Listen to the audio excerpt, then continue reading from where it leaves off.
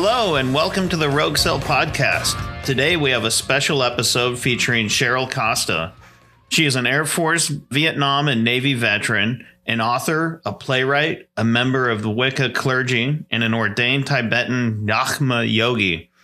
Cheryl was born male and changed genders in her mid-30s and the late 80s, a noted high-visibility trans activist of the 1980s through 2011. Both Cheryl and her wife, Linda, are considered respectful UFO researchers with several groundbreaking books. Cheryl and Linda will be speakers at the McMinnville, Oregon UFO Fest at 9:30 Pacific time on May 20th.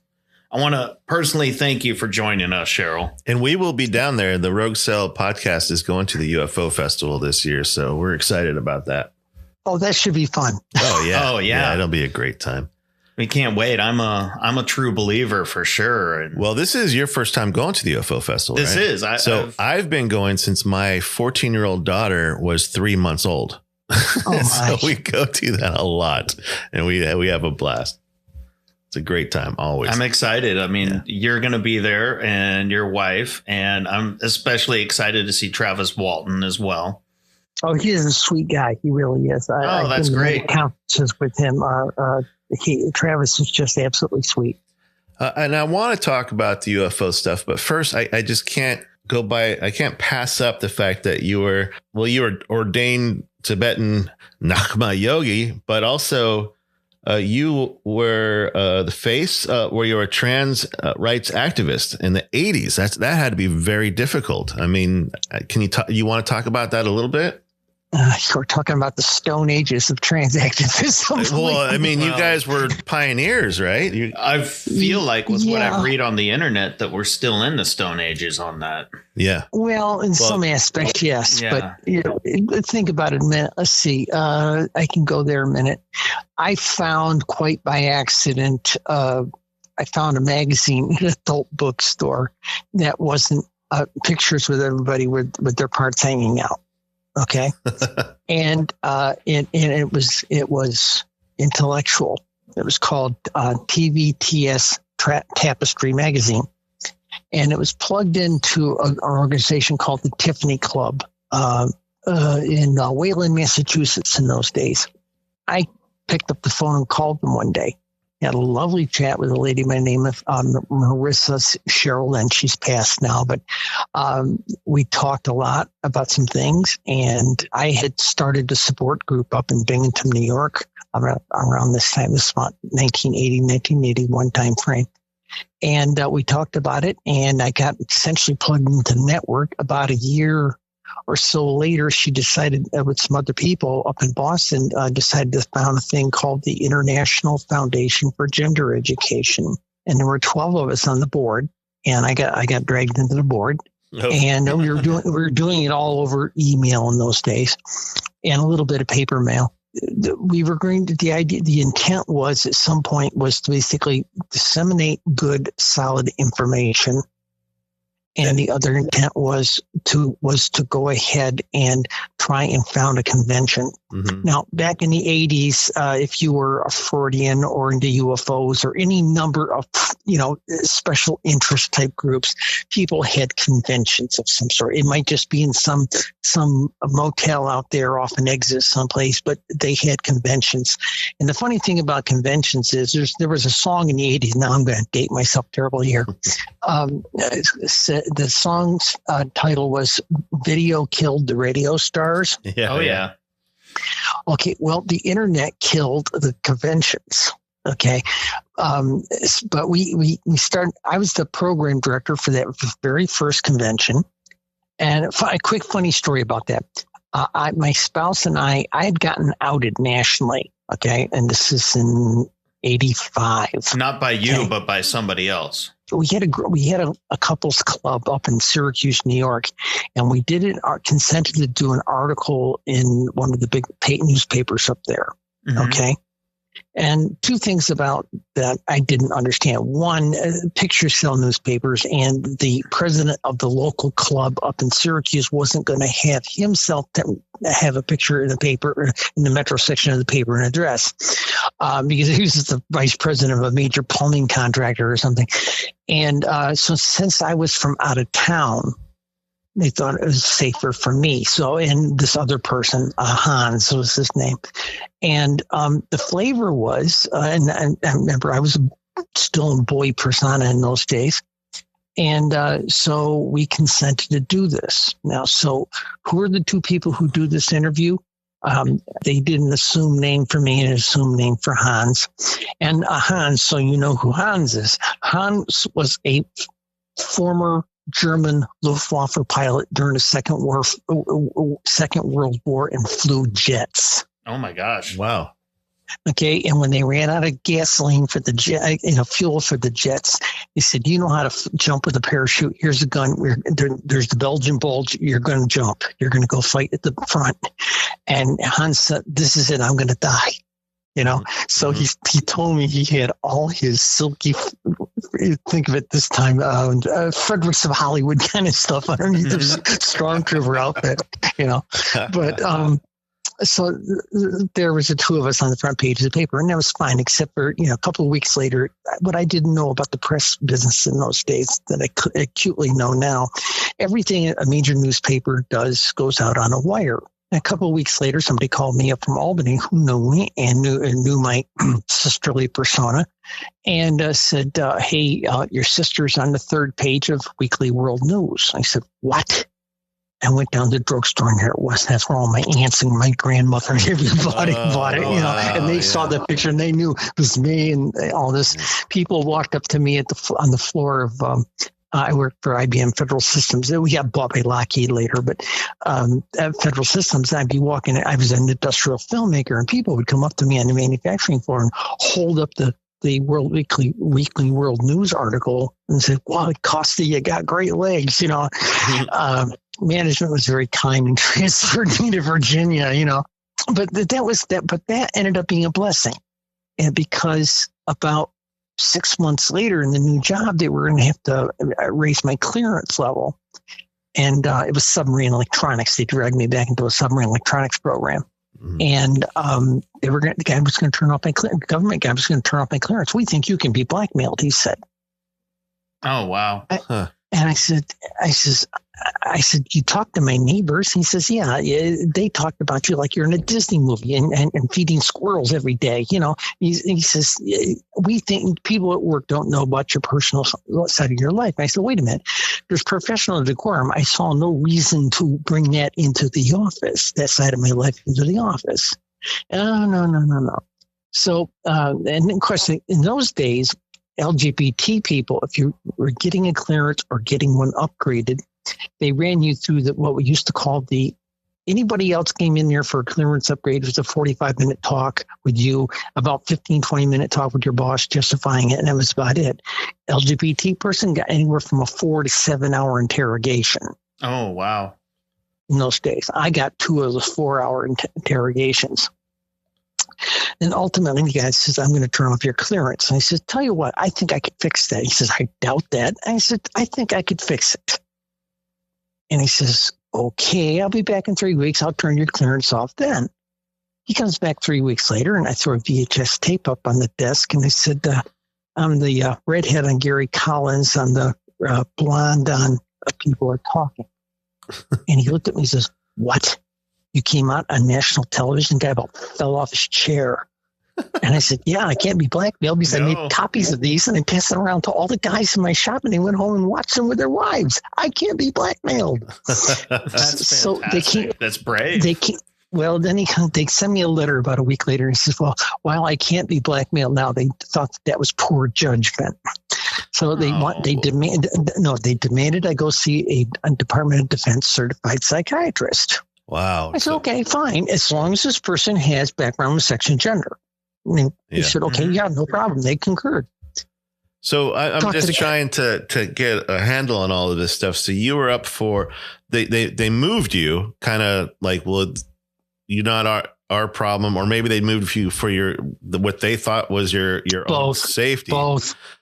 And then you get to your new job, and it's a promotion. It's in Virginia. It's in Bible Belt, Virginia. And they say, well, you can't have this clearance anymore, so they're going to take away your livelihood. But you talk them into this is the government guy. Understand? This is a government investigator guy, right? Because they said, what well, year was this again? Say again. What year was this again? 86 at this point. 86. And so they said, well, because you're transgender, you can be blackmailed. So we're going to take your clearance away and therefore your job. And you said, well, let me figure this out. No, I could be blackmailed because I had a degree of discretion. And I kept that side of myself. But then you fix it by going on national TV and coming out so no one can blackmail you. And then they said, well, there's obviously something wrong with you for doing that. When you finish we need to talk to a psychiatrist.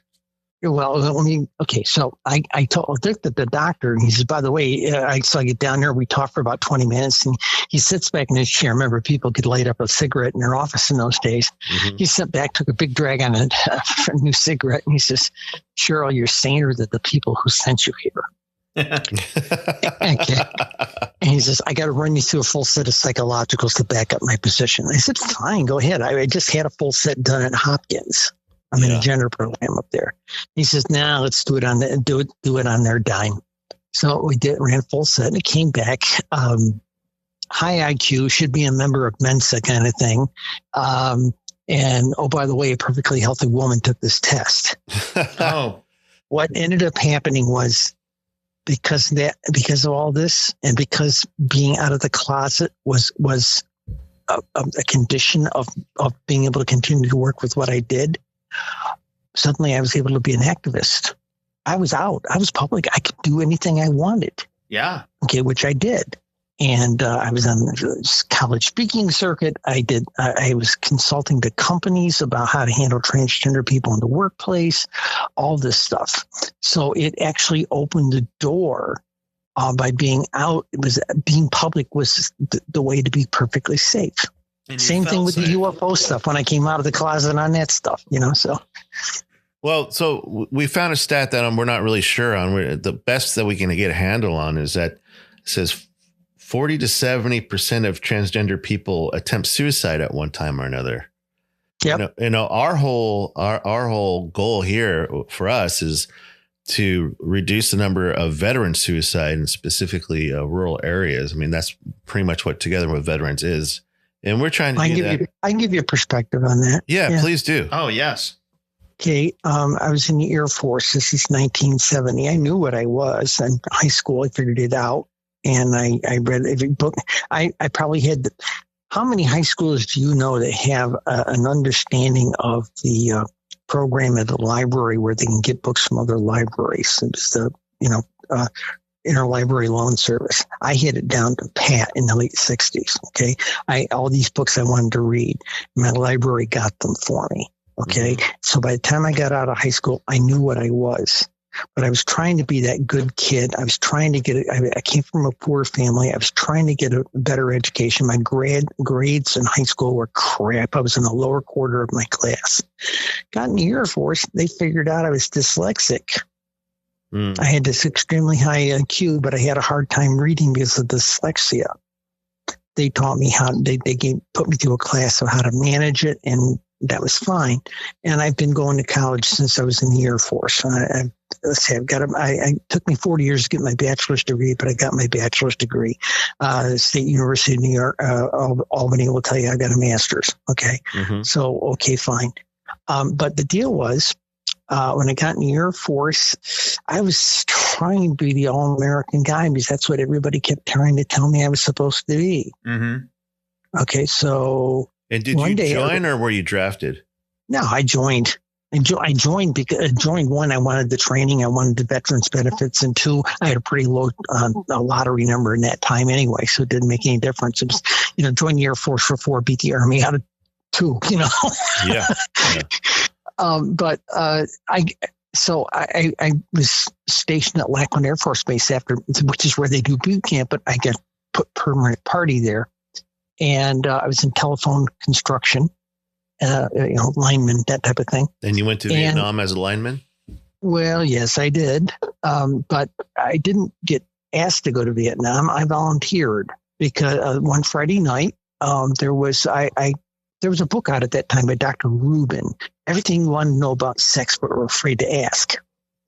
Best-selling book in that time. Okay. Mm-hmm. And I finally bought a copy of it when I was down in Lackland. And one Friday night, I read it. And what he had to say about gays was terrible. What he had to say about transsexuals was horrible. And I said, I don't think I'm that. So I volunteered on Monday morning for Vietnam. I had orders in a week.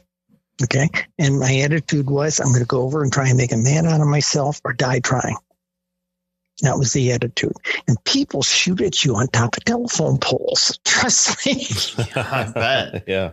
Oh, that's pretty heartbreaking what you just said. Mm-hmm. Amazingly enough, I didn't have anything to do with the Veterans Administration till literally this last summer. Wow. I had some health issues, and my doctor said, "This is weird stuff. Go talk to the Veterans Administration." I went to the Veterans Administration. They diagnosed me with Agent Orange disease. Oh. Okay, and so they're taking good care of me, also treating me for a 50-year-old case of PTSD.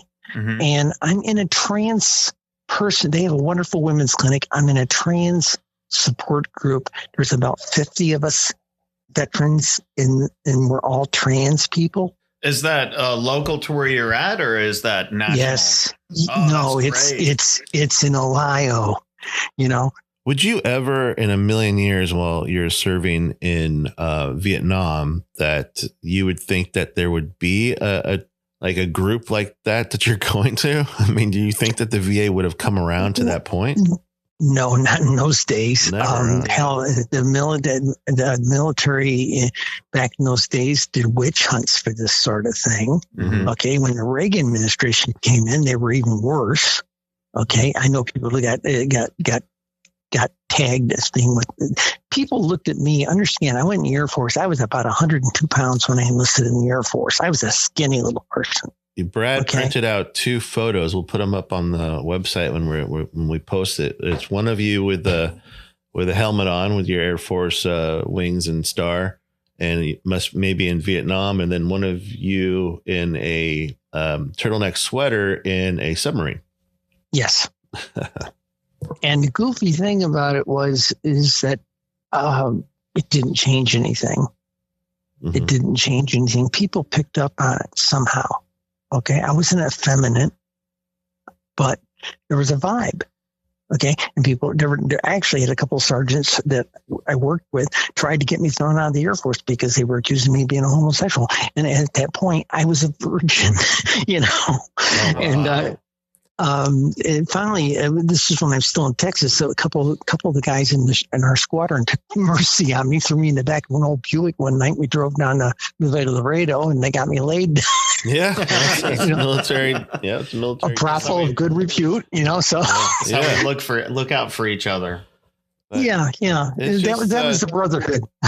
Yeah, and that's amazing that you still had that brotherhood experience. But I just don't. I hate it, the fact that you're like, well, I'm not living up to this standard, which is a best-selling book, or they're saying bad things about how I feel of myself. So I'm just going to go to Vietnam and try to make a man of myself or die trying. I volunteered for every nasty assignment you can think of. Yeah. But let's move from Vietnam. Yeah. I get in the Navy a couple of years later. Okay. You're an electronic warfare specialist. Yeah. In the 70s, 80s, that's got to be 74 to 80, 81, 82 time frame. Wow. Yeah, it was Tom Clancy Cold War stuff, baby. You know. Yeah. And you were on a submarine, right? Yes, I volunteered for submarines. All that the stuff. Red October, then. Yeah. There was always that game of cat and mouse. You can't talk about that, though. To me, it seems so analog in the 70s, and to call yourself an electronic warfare specialist, you know, it's nothing like what we see today, obviously. But wow, that's gonna be tough. Well, that's what it says on my 214. I'm not revealing anything classified. Okay. Mm-hmm. But I'll just say they put me through 2 years of sophisticated electronic school. Mm-hmm. Okay. And So I got on board the ship. Usually a submarine within anywhere from as little as an hour after you're on board to maybe within 5 or 6 months, you had a nickname given to you by the chief of the boat. Think of him like the first sergeant. Okay. And I didn't get one for a long time. And the chief of the boat found out from some of the wives that I knew how to sew very well. I ran in community theater circles. My grandmother taught me how to sew when I was a little kid. Okay. Yeah. Chief of the boat came one day and said, I want you to be the ship's tailor. I said, do we have a sewing machine? He says, regulations requires that we have a sewing machine for making signal flags and emergency repairs of clothing. I said, okay. So I used to go down to the torpedo room on Saturday night when we were deployed, and people would stuff cash in my pocket, and I would fix their utility uniforms and torn pants and put extra pockets on their pants, all kinds of stuff I did. Adjusted their dress uniforms, sewed on stripes, you name it. It gave me easy beer money, believe me. Okay? But the problem was people used to come up to me frequently and say, Costa, you're going to make somebody a good wife someday. Oh. And when I finally did get my submarine nickname, it was a distinctly feminine one, Carly. They clocked me. I was disturbed about it at first, but then considering everybody was telling me I was the ship's best wife, because I was quite brilliant at sewing. So that was pretty much it. In fact, that's what ended up on the watch bill. People usually, when the chief made up, if you had a nickname, people would quite literally scribble your nickname in on the watch bill instead of your name and rank. And so, I spent half the time walking around with a sidearm because that's the nature of the work I did, and it was a strange experience. And I'm a member of my ship's crew's Facebook site. And when I joined the Facebook site for my old submarine, they said, "Are you somebody's wife?" I said, "No, I was a member of the crew." And they said, "Girls weren't in on submarines in those days." I said, "This one was." Yeah. And of course, the people who did serve with me, there's a couple different generations of crews that are on that board. But the ones who actually served with me in the mid 70s said, "Oh, that explains everything." Yeah. But to be honest with you, I wouldn't go to my sub's reunion because my spouse was afraid for my safety. Even on like this Facebook group that you've been on, you're not finding support through there at all. No, they're useless for that. Oh, they really are. Actually, they actually don't rag on me about that as much as they rag on me about being a UFO expert. Oh. Yeah, I sometimes I think about, should I go to these reunions or not? Because just political differences between me and people that are, my unit. But I'll give you a quick one with that. I'm on my high school class reunion board. And when I went to my 20-year reunion, it was about a year or so after I had finished changing. So I was a 5-year process of changing. Okay. Mm-hmm. They all thought it was a put on. Okay. Oh. And people thought it was a put on right up until maybe about 4 months ago. And I'm under contract with the university to give them my memoirs. Okay. And I've been writing them very actively. And I took certain chapters of them and I put them up on the Facebook group within our class reunion thing. Mm-hmm. I must have had 40 women that I'd been in high school with drop me Facebook PMs saying, "Oh my God, I apologize to you profusely. I am so sorry. I was one of the people who laughed at you. Oh my God, I didn't know you were going through all this." That type of thing. So as they say, what goes around comes around, I guess. They got the true story from me and they heard it from the heart because I'm a very good writer. So I've had a lot of people apologize to me for the crap they put me through. Yeah, well, that doesn't always happen. So I'm happy that it happened to a certain extent with you. I mean, it's great. So we have. What else would you like to know? Well, I'd love to talk about UFOs a little bit. Go ahead, do it. No, Okay. but we can't get to UFOs yet. I got to talk about how'd you become a Tibetan yogi? Okay, we'll do that first. I mean, it's like you were actually in Tibet, right? No, China owns that, and the type of clearance I had, I couldn't fly on non-flag U.S. aircraft. I couldn't fly on anything other than U.S. flag aircraft for over 5 years. All right. So, but you spent 7 years in a Tibetan Orthodox Buddhist monastic life. In Washington, D.C. Okay. Oh, okay. So Well, Washington, D.C. suburbs. I worked for Lockheed at that time.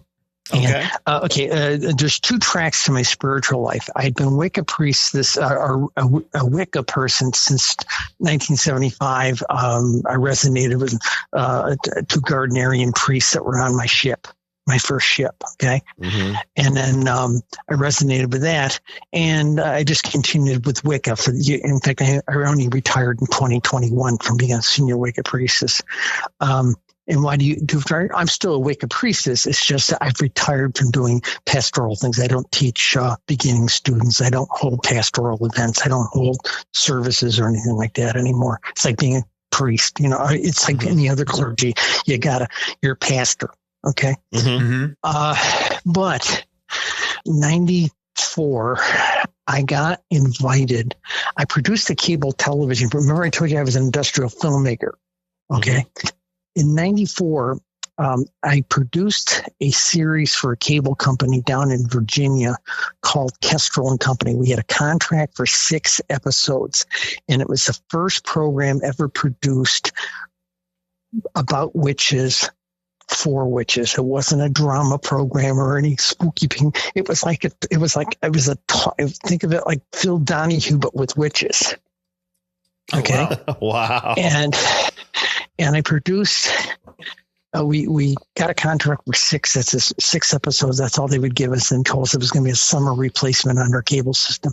So I figured, well, we'll get them all recorded, get them in the can, and they'll be done. And about 2 weeks after we recorded our first 3 shows, somebody leaked it out of the station. And I got a phone call one night. At the time, remember, you had to having a phone in the 1980s and 90s was a $75, $100 deposit, and if the phone company got around to coming over and installing it, it was like in those days. Mm-hmm. Okay, it wasn't like we just go get a phone these days. And a lady came and knocked on my door. I didn't have a phone at the time. I just moved into this place. And she knocked on the door and said, "You don't know me, but I went to high school with Joe so-and-so. And Joe's like a senior producer down at Channel 33. And I said, "Yeah, I know Joe. Why? What's the deal?" She says, "He needs you to call the station right away." So I broke out my MCR card and walked down to 7-Eleven, called the guy. And he says, "Hey, a 300-word story went out on the Associated Press this afternoon." And of course, by this time, I know how the wire works. Mm-hmm. And he says, a 300-word story about your TV program. I said, "Okay, did we get any press ink out of it?"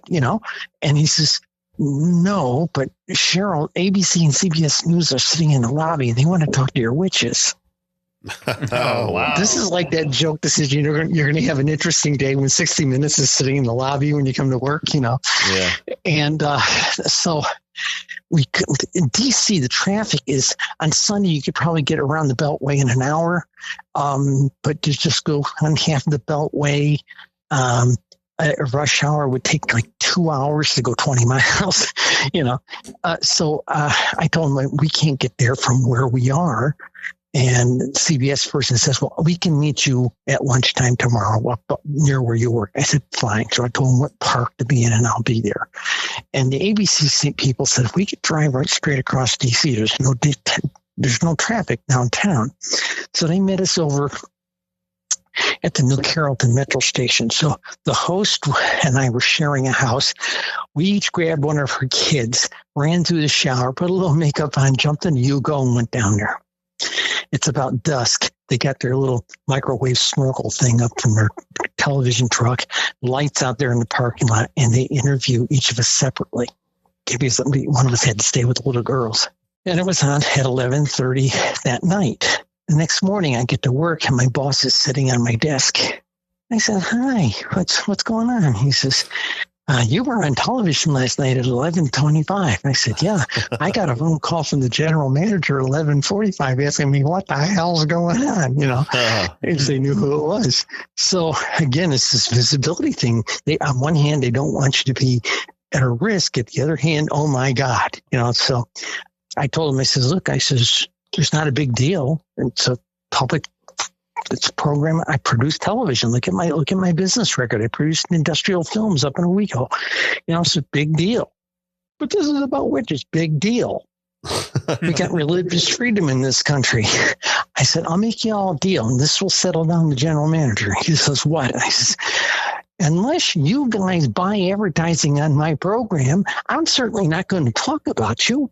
Oh, okay. That was the extent of it, Yeah. And it was weird because, bottom line, warp ahead 3 years. That 6 episodes turned into 70 episodes. We got contracted. The president called me in after we were on Larry King, me and the host of the show, and she put the 2 13-week contracts in front of me and said, "Sign them." What? You get a chance to read them? Yeah. No. I knew what the contract looked like because I'd signed one a couple of months before to do those 6 episodes. Okay. So they just kept throwing contracts at us, and we produced 70 episodes. And back in the early 90s, remember cable systems used to be like 7 or 8, 10 channels, maybe in a major city, maybe 20 or 30. Okay. Yeah. Yes. Okay. New networks were coming online all the time at that point. And we actually had a predecessor to Ovation come to us and said, "How would you like to go up a notch? How would you like to go on national television? How would you like to have a nationally carried show instead of a local show?" And I said, "Sure." The host was burned out. She didn't want to do it anymore. So I was going to do it. But remember, I'm a tranny lady at this point. And would you believe the witchcraft community, local, what I'm going to call the witchcraft cabal, contacted me through their people and said, "Do what you like, but do not go on national television and represent us as a Wicca priestess. We don't want a trans woman representing us." This is 1992 time frame. So I packed up and went back into radio. And so I was doing talk radio. I went back to talk radio within 6 months. It's always been a stable. I've been doing talk radio on and off over the years. I did a show there after the witchcraft show for 3 years. With one group of people. And then I left that show. Art Bell went off the air abruptly about that time, late 97, early 98. I remember that. I remember that. Okay. General manager from the station one of the shows I was on debuted at, Business Talk Station. General manager called me up. Sandra called me up and says, "Hey, Larry, Art Bell's off the air." He says, "Could you do a show like that?" I said, "Ancient astronauts and lost cities like Atlantis and spooks and goblins and things." And she says, "Yeah." I says, "Yeah, I could do that." And she said, "We thought you could." So what was that show called? It was called The X Factor, and it was every Saturday night for 2 to 3 hours for 3 years. I stopped doing it about 6 months after 9/11, but that was about it. But, okay, so what happened? Okay, there's a real short story. In 94, I was invited out to a shamanic retreat out in the high Jemez Mountains of New Mexico. I looked at this invitation, which was handwritten, and because I had been on national television, a lot of television, I looked at this thing and said, "Oh my God." I said, this is a grand necktie party. Do you know what that is? No. That's an invitation to a hanging is what that is. Oh. And I said, I'm not going to go to this thing. And I threw it in the garbage can. Mm-hmm. My students innocently fished it out of the garbage can, took up a collection of my 102 students that I had at the time, and they bought me an airline ticket and some extra cash money to go. So I knew a Native American guy who was a lawyer. It's everything to do with tribes, like a divorce or something like that, has to be handled in federal court. It's a federal court issue. Mm-hmm. Okay. So he would represent Native American people in federal court. He's a buddy of mine. He's Native American. And he said, I'll check it out. Made a few phone calls, came back to me a couple of nights later, and he says, go. Put your affairs in order before you go, but go. I said, I looked at him and put my affairs in order. And he said, you make it sound like I'm going to be dead. He says, no, you just might not want to come back. Oh, okay. So I put my affairs in order. Okay. I saw my lawyer, updated my will, all that stuff. Okay. Left a big package there for my housemate. And I left. I came back 2 weeks later, barely knew my own name. What happened? Well, let's say it this way. Before I went, everybody in the witchcraft community called me Cassandra. It was my craft name, Lady Cassandra. Mm-hmm. Okay. All right. The only people who called me Cheryl Costa were the IRS and my boss. That's my legal name. When I came off the mountain, I called a couple of people, let them know I was okay and I was coming back. And I'd get on the phone and say, hi, this is Cheryl. I'm okay. I'll be back in DC in about 6-7 hours. And they knew right off the bat something was wrong because I called myself Cheryl. And so I went into retreat for 2 years. I gave off all my students to other teachers, gave them off. I went into retreat, so to speak. I went to work every day, but I went into retreat. A friend of mine wanted to go out and visit this Tibetan monastery out in the suburbs. Some High Lama was coming. So we go out there and we tour the place and everything. And he's coming down this reception line. And she said, oh, come on, we got to shake hands. Okay, fine. So we're sitting there. And he comes along, little sawed off 4 foot, 4'8", maybe 4'9", okay? Shake hands with me, won't let go of my hand, puts a second hand on me like a European handshake, gets up in my face and says, I know you. It's a big deal with the Tibetans, past life stuff. Mm-hmm. Mm-hmm. And he looks at my buddy and shakes her hand. He said, oh my God, you too. He looks back at his entourage. Says, these two hang out together lifetime after lifetime. Nice to see you again. And he toddles off. And I'm sitting there with my stomach turning. And his aide looks at me. He's an American monk. And he looks at me. He says, he plays it close to his chest. I've only seen him do that one other time in 15 years. And that was in the parking lot 20 minutes ago with an Australian lady. I would go talk to him. I go in there to talk to him about a week later. And this guy knows me better than my mother. What was his title? At the time, he was head of Tibetan Orthodox Buddhism North America. And so we talked at length. They sent me in to see him on about a week later on a Sunday, on a Saturday morning kind of thing. It was supposed to be a 15-minute appointment. 90 minutes later, his aide's going crazy out there because he's just talking and talking. But we had a really long talk. About a month later, he invited me and that friend of mine over, and he gave us ordination vows. He said, you're not being ordained for the first time. This is just a renewal of the vows that both of you have had previously. I found out later those same yogi vows, white robes, white and burgundy robes, and no haircut. But you had reciprocal temporary vows, permission to dress like a Tibetan monk or Tibetan nun. You know, the burgundy and yellow and the buzz cut and dress like the Dalai Lama, essentially. So I took that on. And it was funny because there was a monk there who didn't like me. He was the lead monk for things like supply, giving people robes and things. He didn't like me. He said, I think you're confused. You don't know what gender you are. And I was legally gal at that point. He said, I don't think you know what your gender you are. He wouldn't give me any robes. I'm a theater person. I know how to sew. I went home and made a set. Came in, everybody told me I did it wrong. Mm-hmm. Oh, God, they told me, oh, no, that's wrong, that's wrong, that's wrong, you know. Lama comes to town 2 months later. Everybody tattles on me. His aide calls me up, come on over, Lama wants to talk to you. I come walking in, he's making some tea, and I'm standing by the door, and he says, turn around, let me look at your robes. And I'm turning around. He looks at me, he says, still having trouble with this reincarnation stuff? And I said, a little bit. He says, how do you know how to make an old world cut? Oh, wow. That's what he means. He says, those robes look like they just came off somebody in the 19th century. He said, how do you know how to do that? You know?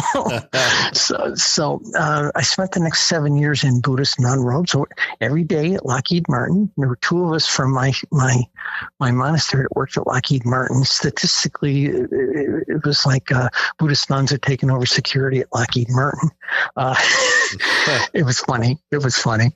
That's how I got to be a Nakma, because the Nakma was the ordination they gave me in his living room with this other friend of mine.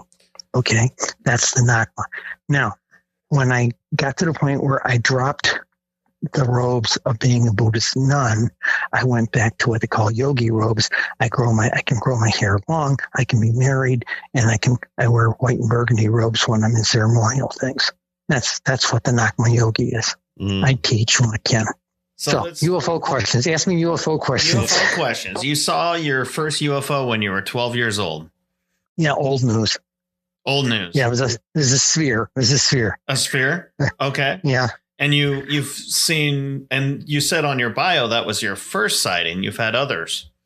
Oh, I've had probably 40 in my lifetime. Oh, wow. So my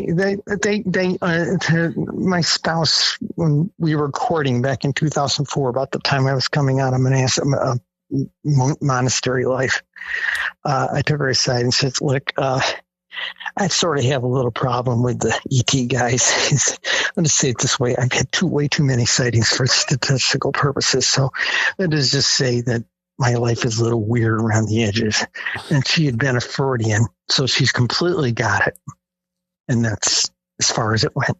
And so no big deal. And when I started writing my newspaper column in 2013 about UFOs, Linda has got all the real science degrees. Me, I've got an arts and entertainment. I got a degree in entertainment writing and production. So I've got the top hat and the cane. She's got the science degrees. Mm-hmm. But I was an analyst. Think back what I did in the Navy. And then for many years in Lockheed Martin, I did analysis work. And the stuff in the Navy, I did analysis work from the viewpoint of tactical advantage, if you want to think of it that way, you know. Mm-hmm.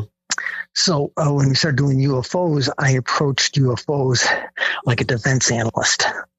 Okay.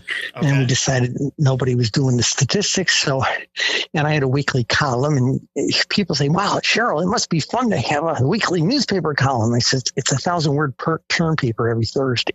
Yeah. I was a Army analyst myself, and the statistics always excite me. And one of the first things I'm going to do on payday is order your books. That you have some of them that you have. Okay, here's the two you really want. Okay. Unless you want all 238 of my newspaper articles. That's called the book's called The Beat. It's called The Beat, the UFO Beat. It's up there on Amazon. Okay.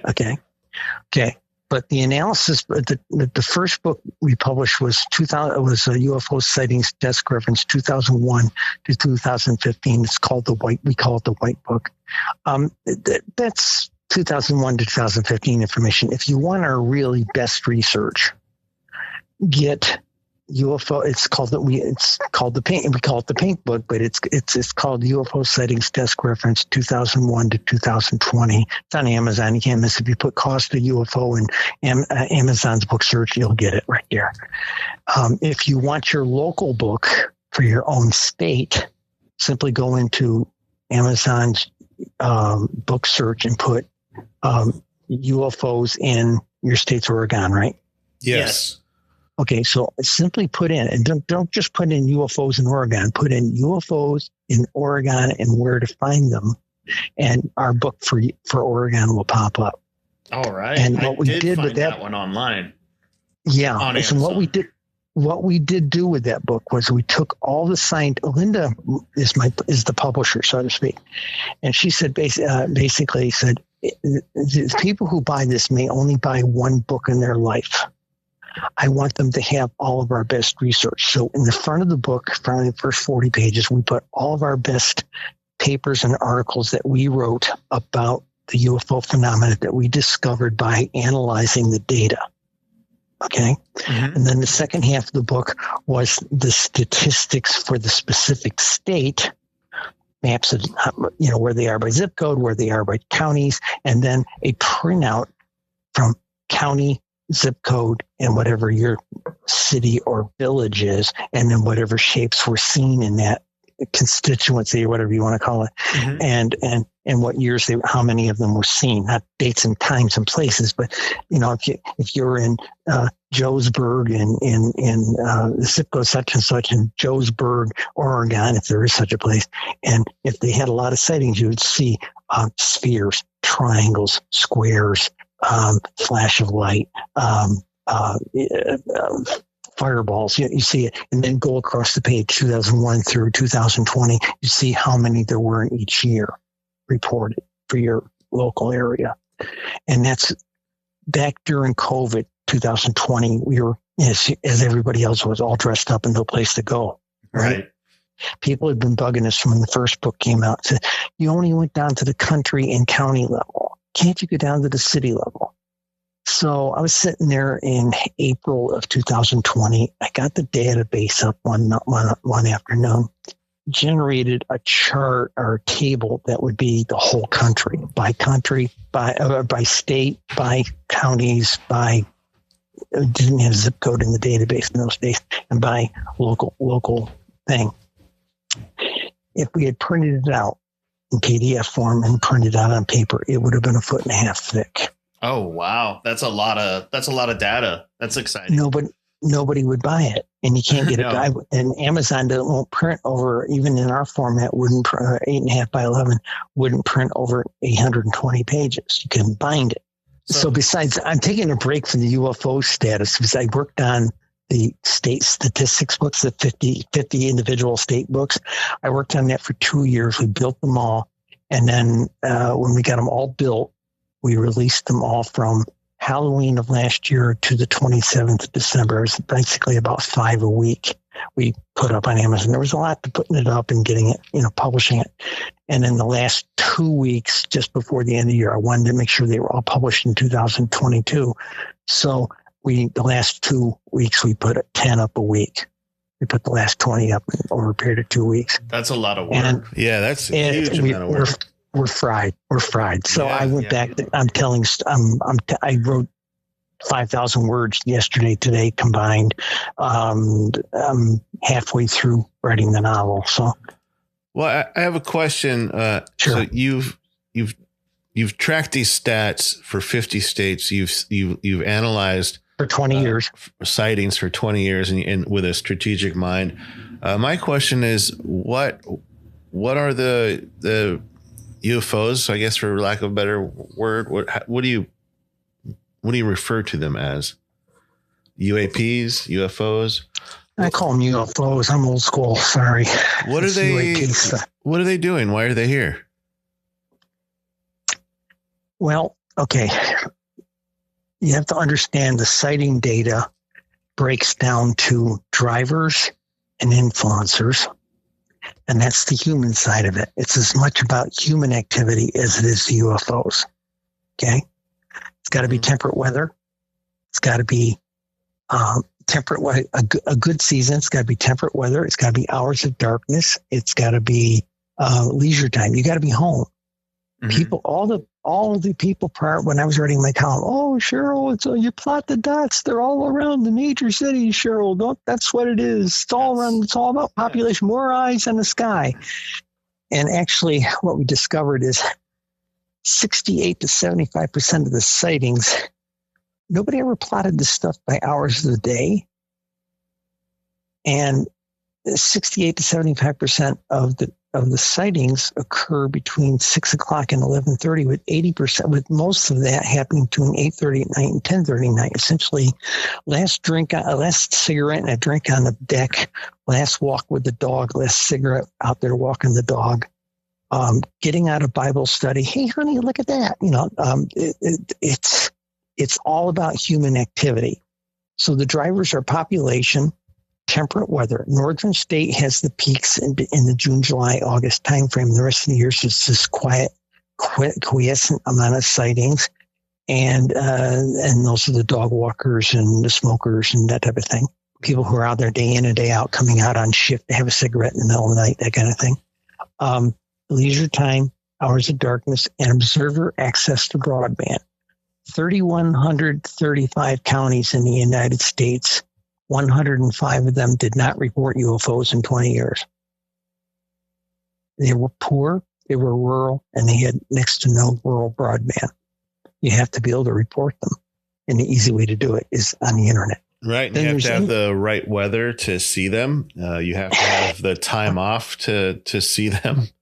Yeah. Yeah, that makes a lot of sense. You wouldn't believe the amount of people in the UFO community yell and scream at me on some of these shows. I'll go on and somebody will call in and say, but these are all mundane reasons. Isn't there anything exotic? You know? And it makes a lot of sense to me, especially when you talk about around population centers. I mean, that's where the people are. You'd have to normalize the data. Yes and no. Yes and no. Proximity to large bodies of water. Look at a census map with the UFO numbers pointing at each of those states. Any state that was touching the Great Lakes has sightings in the many thousands for the 20-year period. Okay. Move 2 states away, and it's in the low hundreds. People looked at me when the book first came, our first white book came out, and said, well, Cheryl, how can Texas be number 3? They got twice the population of Florida, and Florida's number 2. As it turns out, Florida has 1,200 miles of coastline, and Texas has only 400. Another researcher in upstate New York used our original database, and he came up with proximity to toxic ecosystems, dead coal fields, dead gas fields, dead oil fields, dead strip mines, all those kinds of places, heavily polluted. We're talking cleanup, clean National Cleanup Fund, polluted dead rivers and lakes. Not just every polluted river and lake, but the really bad ones. Okay, like the Superfund sites. The Superfund sites, yes. Now, people say immediately they make the knee-jerk, they got to be around our nuclear power plants. I have the address and zip code of all 55 operational nuclear power plants in the country, and that is not where they're hanging out. That or the people who live there don't report them, one or the other, but they're not hanging out there. And people say, what about the military bases? Well, the fallacy was back in the 70s, there was another researcher who took National UFO Reporting Center data and ran it against military installations in the country. Well, that was in the 70s. We were still in the Cold War. 92, 93 timeframe, Soviet Union went out of business. A lot of the bases in the center part of the country got decommissioned to Air National Guard, Army National Guard, Air Force Reserves, that type of thing. The only places where military bases what the ONDI report calls them sensitive airspace. The only places reporting them are the sensitive airspaces where there is, as Lou Elizondo would tell you, advanced technology, aka nuclear weapons. And maybe some of the big political sites like the White House or something. So that's one of the big things that's where they are clustered. Everybody thinks just because there's an Air Force base down the road means they automatically haunt them. No, the data doesn't. Currently, the data 21st century doesn't support that. The other proximity to geological faults. Lots of sightings around the Yellowstone caldera. Lots of sightings out there around the volcanoes out there in the Great Northwest. Okay. California, that kind of thing.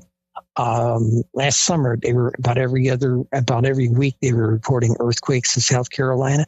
South Carolina ranks for sightings number 26 in the country, but every one of the counties where they reported those earthquakes last summer were hot counties in our book. Okay. And the last thing that came up was there's 2 issues. One was called high media reports.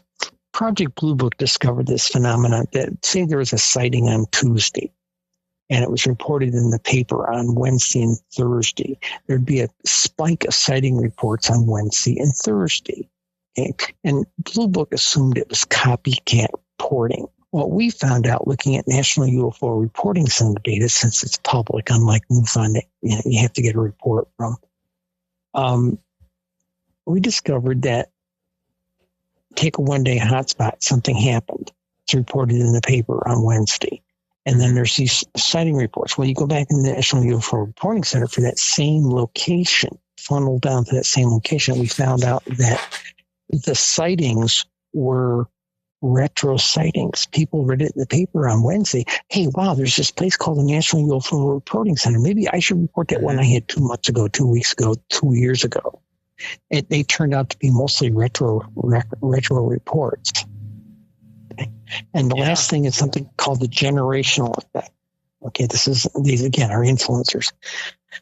Los Angeles County is the number one county of, like I said, 3,100 counties. Okay, number one county in the country for sightings.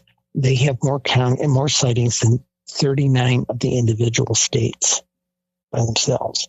Oh, okay. The second most popular county, and people say, wait a minute, they got all that light. I said, downtown LA may have all that light. The county is a much bigger place. Yeah. Okay.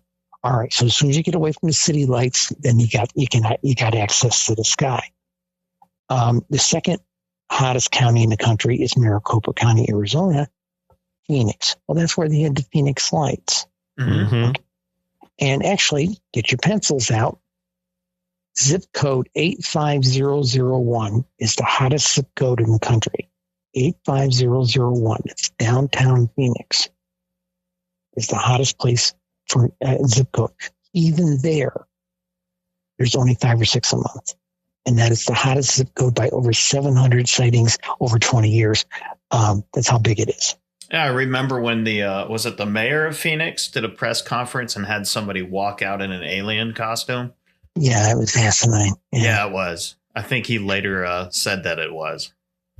Okay, he did. Yeah. He's completely done 180 on that. Now, one last thing.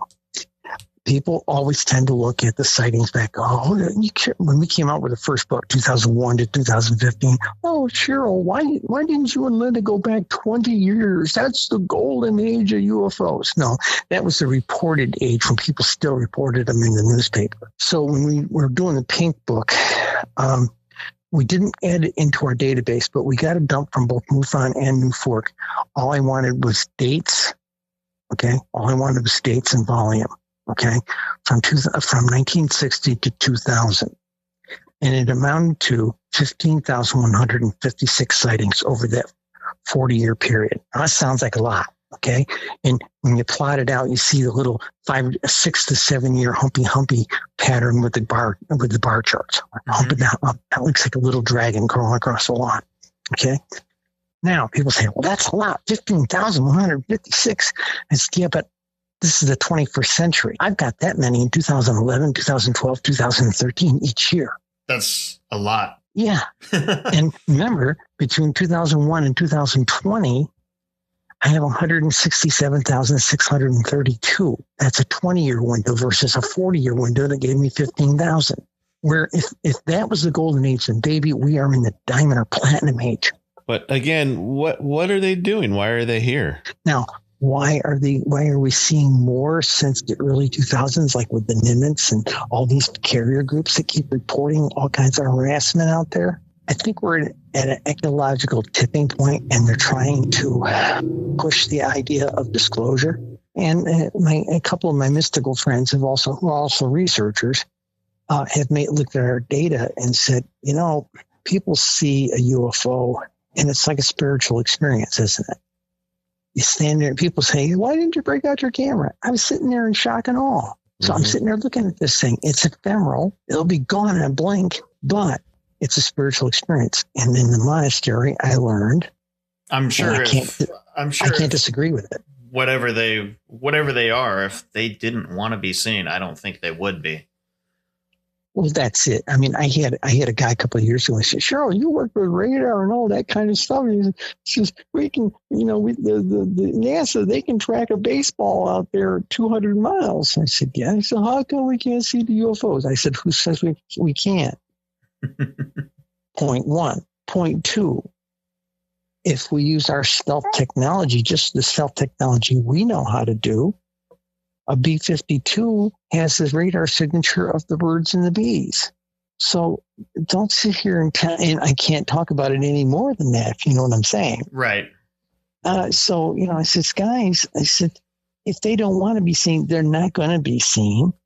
But on the other hand, if they're showing themselves, they're showing themselves for a reason. And one of the key things of being a mystic is be kind. There's a lot of people running around these state houses right now being very kind and demonizing a bunch of people who truly need love and compassion. Uh-huh. Now I'm speaking as a trans person at that point. Well, I appreciate that. That's a great message. Yeah. Some of the most spiritual people I know are trans people. Mm-hmm. You can't go through a process like this and not have been moved somehow, because you won't survive. The old suicide rate was back in the day when I transitioned, we were running a 60% suicide rate after transition. Now, why would that be? Well, we got analyzing it, and the problem was the median transition age back in the 70s, 80s, early 90s was around 35. You got to a certain point and said, it's all bullshit. Everything mom and dad and everybody else ever told me is all baloney. Mm-hmm. Okay. That was about the age you transitioned to then. 35 to 37. Yeah. Okay. And I'd gotten to that breaking point where I either do this or I'm better off dead, or either way I may end up dead. Doesn't matter. Okay. Wow. That was my attitude. In fact, people ask me, aren't you going to be afraid to go under anesthesia? I said, if I come out dead, I'm still ahead. Well, I'd say a better message, especially towards we're getting to the end, is just be kind to each other. Be kind. Yeah. I love what you guys are doing, is just trying to educate people. I think that's the biggest thing that keeps people. That is the big deal. Mm-hmm. Acting like idiots is that they don't have any experience and they don't have any education on who they actually think they hate. So we have a standing rule in my house with my children that are both early teenagers now. And we've done this since they were little. Our rule is treat all nouns with respect, be that a person, a place, I love that. thing. I love that. Yeah. Yes. Thank you. That's something I hope they continue on. And I wish it's a message that, could be spread a little bit further than just my household. Well, I'll tell you, I do feel a little optimistic because, all I know is like when I was going to school, and I have some older kids when they're going to school, but now I see my daughter who's going to school now, she's 14, and they are very respectful of pronouns. And I see that it's getting better, but I do live in Oregon, other places around the country are not as good, but I see it's getting better, and it's hopeful. Well, let me give you one rattle on that. I know we're getting close to the end here, and I know you're editing. 2019, I got booked. Remember, our book came out in 2017. Everybody caught up with it, and by early 2019, I got booked for conferences all over the country. I was basically someplace every 2 weeks for the entire year. Wow. Okay. And the joke is I wore the same set of clothes that all of them. I'd come home, run them through the wash, repack them. Same outfits. They all work, I do the same, yeah. Before we went out on I went out on the trip by myself. Linda was still working at the university. I got this beautiful presentation built, and a stock presentation for the whole tour. And I said, I'd go on a podcast, and you'd look on, especially on Zoom or something like that, and you see this trail of commentary going upside, and there'd always be a couple of idiots saying, that person doesn't know what gender they are. That person's confused. How can we believe her statistics? Now, this is back in 2019, we've turned things around. Mm-hmm. But in early 2019, I added 5 slides to our presentation. I showed that combat picture with the helmet. Mm-hmm. I showed a Navy picture of me with a big red Paul Bunyan beard in my Navy dress uniform. Then follow that next picture that shows up after that is me and a glamour shot. Just high vamp glamour, model glamour. Awesome. And I said, guys, this is me, and this is the process I went through. One slide. I show a picture of me and Linda jumping over a broom, in our hand fasting. I said, we're not sisters. We're our friends. We're married. Okay. Mm-hmm. And then I step out in front of the audience and say, if you can't deal with us, you will never deal with ET. Oh, wow. Makes sense. Yeah, it does make sense. I didn't think about that. I expected to have people throw ashtrays at me. But I kept getting standing ovations every time I did that. So that's great. That's fantastic. Well, we'll join into the standing ovation when you do that at the UFO festival in McMinnville. May 20th. You're going to see me dressed in a nice, almost ankle-length, modern black dress. I may have a Day of the Dead skull up over my heart, pinned down there over the heart. And that's going to be my Wednesday Addams. Fuck you. Excuse me. Edit that out. That's going to be my Wednesday Addams statement. But basically, I'm a low maintenance gal these days. And the biggest thing Linda and I have been struggling after we got booked for the UFO Fest, we have sit here over drinks a couple of different evenings. Confounded. What do we wear What do we wear for the parade? Oh. We're going to be in a right. Nobody ever prepared us. Not a single fashion magazine said, "Here's what you wear at a parade." And it's secretly a girl problem, but Yeah, well, you'll probably be waving from some convertible. Yeah, that's exactly what the issue is. Yeah. So we don't know what the weather's like that season. You guys live there. What's the weather like? It's been sunny, but it's known to rain. So you never know. Should be pretty pleasant by then. I hope so. Well, I'll tell you, look at that lineup of the primary speakers with the pictures. Mm-hmm. There's the lady from Scandinavia there. Okay. She's a pal of mine. Earl Grey, he's the chief investigator for New York for California for MUFON. You've got Travis Walton. So you've got a bunch of really top people there. And what's going to be fun is I've run with almost all of them. Oh, good. All the troublemakers are going to be in one spot. It'll be one hell of a drinking party. All right, we'll meet you out there. That'll be fun. Okay, guys. Thank you so much for having me on. Thank you. Absolutely. This has been really, really great, and we really appreciate you and your time. Thank you, and your history. Okay. You lived through some tough stuff there. Okay. Das Vidania. All right. Thank you. Bye now. Bye. The views and opinions expressed in this program are those of the speakers and do not necessarily reflect the views or positions of Together with Veterans Northwest Oregon or the Oregon Firearm Safety Coalition or the Department of Veterans Affairs. You can find us at roguecell.vet or facebook.com/groups/roguecell. If you or a loved one is experiencing thoughts of suicide, help is available. Please call 988 and press 1 for veterans. This line is answered 24/7, so there is always someone to help. And with help comes hope, and hope saves lives. The second of the 503rd Rogue Cell is produced by Brad Peitzig with support from Together with Veterans and is hosted by Sean Davis. Music provided by Michael Dean Dameron. Thank you for joining us.